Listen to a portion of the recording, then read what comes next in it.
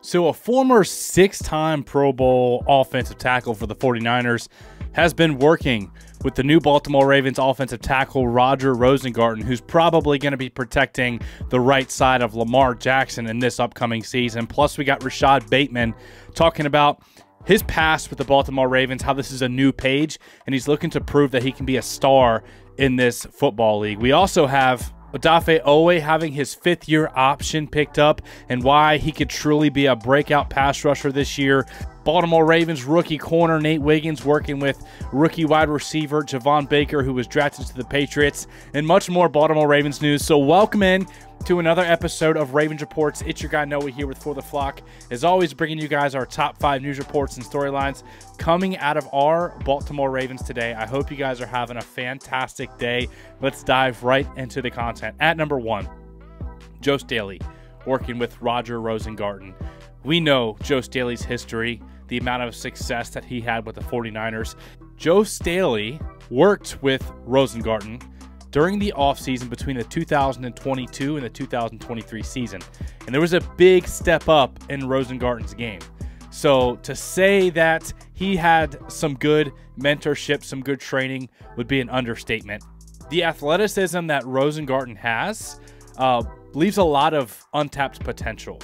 This guy, he needs to put on a little bit more weight, a little bit more play strength, but the movement skills and the pure pass protection skills that could be holding down that right tackle spot for years to come is very exciting for the Baltimore Ravens and Lamar Jackson. At number 2, we know Rashod Bateman got this new contract, and the details just came out. We got this from Brian McFarland on Twitter on at Ravens Salary Cap. You got to go check him out if you haven't already. So the 2-year extension amounts to a 3-year, $15.25 million deal, which we know averages about $5 million per year. If you look at the cap charge each year, it's really good for the Ravens. Only $3.8 million in 2024, 5.1 in 25, 7.8 in 2026. If Rashod Bateman lives up to the potential that we have seen flashes of, this is going to be an absolute steal for the Ravens, getting, high-level wide receiver 2 type of production for only $5 million per year. That's a really good deal by Eric DeCosta. It does come with risk because we know he's been dealing with injuries, but it also comes with some major upside at a relatively low cost.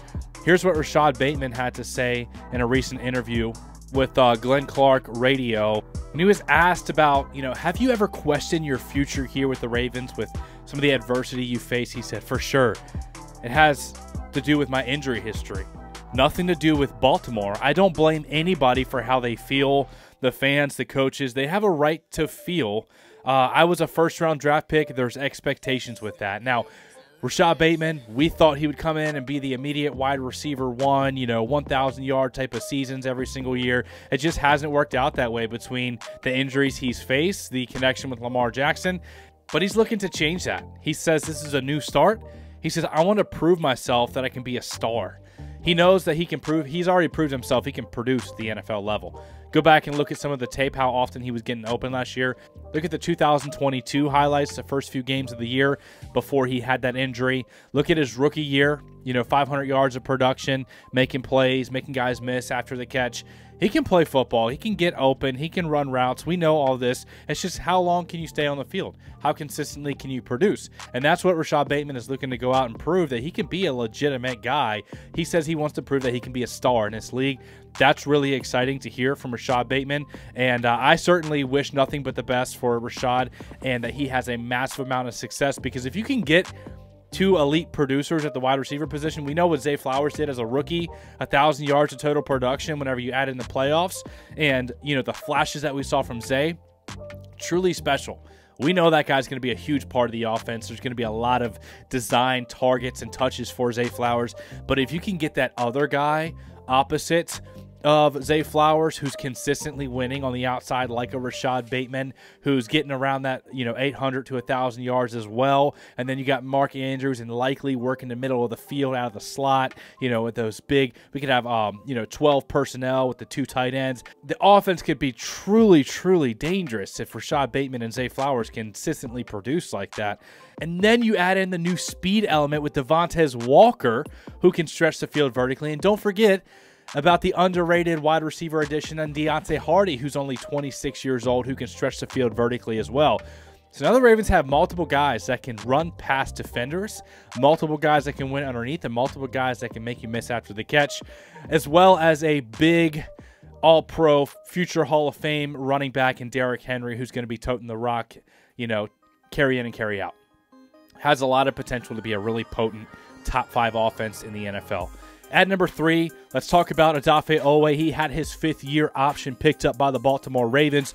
In my opinion, this was the right move for the Ravens because while you didn't see all of the crazy sack numbers last year, a lot of times with edge rushers, you have to look at the pass rush win rate and the complete win rate. If you look at Odafe Oweh's win rate last season, we're talking about 24.8% win rate out of all edge defenders with at least 250 pass rush snaps.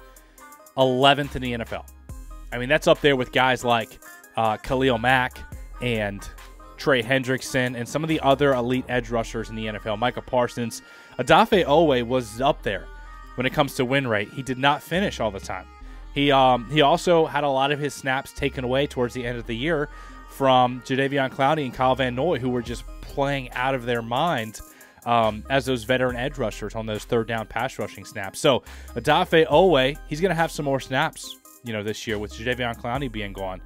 He has battled some injuries as well. But if you were to tell me that he's going to stay healthy this year, if he's going to play at least 15, 16 games and start consistently on those games and get on the field on third down, and if you were to give me a sack total, a bet of like 9.5, I'd take the over on that. I'm looking at Odafe Oweh to hit that double-digit sack mark this year with the talent, the pressure rate, all that stuff that we saw, and it's truly ascending. Each year it's been ascending. Look at the pressure rate last year, 15.5, which was 18th in the NFL. So we're talking about a high-level starter when it comes to win rate and pressure rate among all these edge defenders in the NFL. Can he finish? Can he consistently stay healthy? Can he turn those pressures into sacks? Because a lot of times you may not get the sack, but you had an impact on the play. You flushed the quarterback. You made him make a quick decision, and that makes a big-time difference. I love this. Great move by the Ravens picking up that 5th-year option. The edge room is looking a little bit more promising now that we have, Tavius Robinson going into his 2nd year. We have Adisa Isaac, a 3rd-round pick with some more young talent who Odafe Oweh said he's excited about. He said he's an athletic freak as well.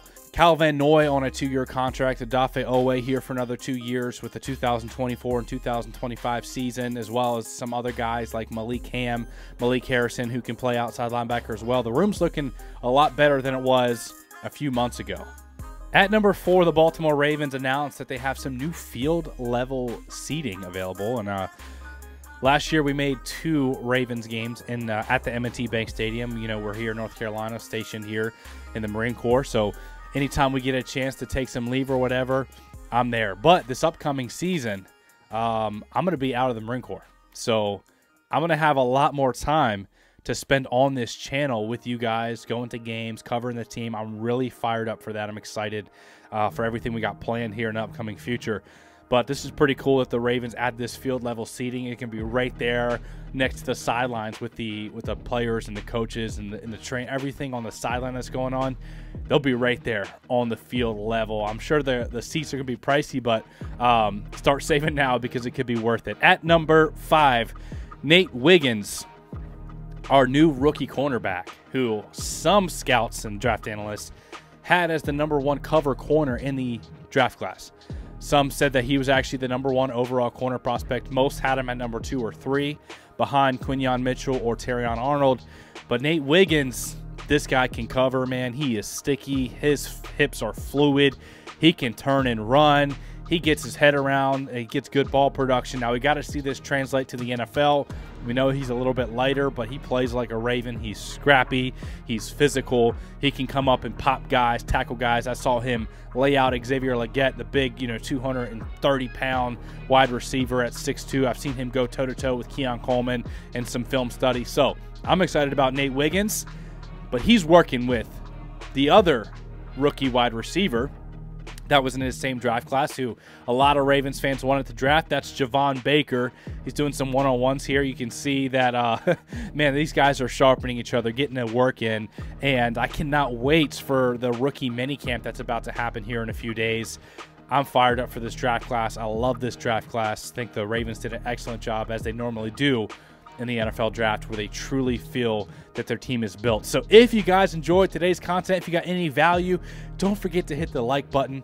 A big shout out to everyone who helped us get to 40,000 subscribers. Man, I appreciate you guys. I love you guys.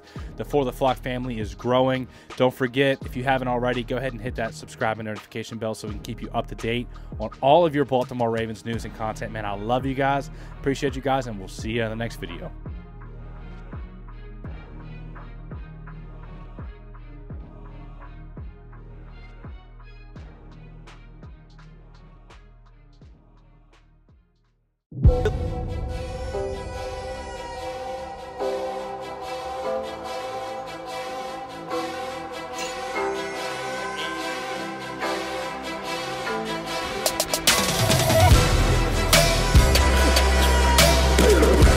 When he wasn't looking, he ran me over.